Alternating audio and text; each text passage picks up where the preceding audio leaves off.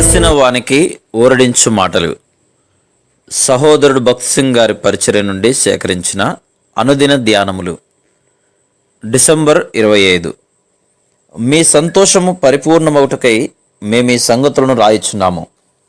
1 యోహాను 1:4. ప్రభు యొక్క సంతోషం ఎంతో గొప్ప సంతోషం.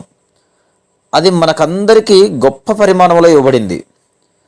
అయితే ఆ దూత, భయపడకుడి, ఇదిగో ప్రజలందరికీ కలగబోవు మహా సంతోషకరమైన సువర్తమానము నేను మీకు తెలియజేయుచున్నాను.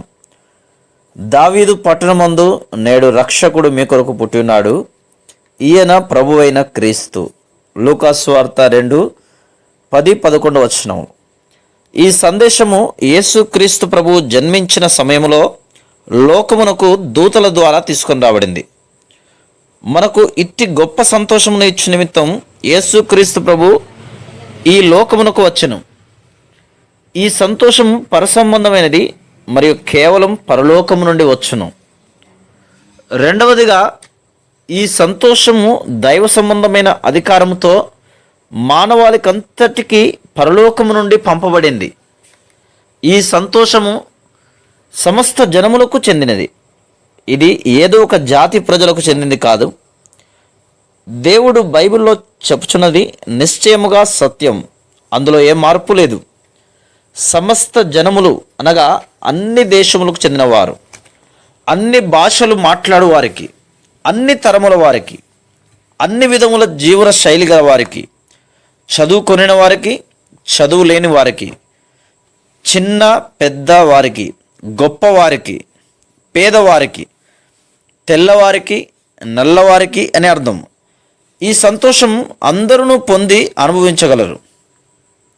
నెహెమ్యా గ్రంథం 8:10 చివరి భాగంలో ఈ విధంగా చదువుదుము. యెహోవా యందు ఆనందించుట వలన మీరు బలమొందుదురు.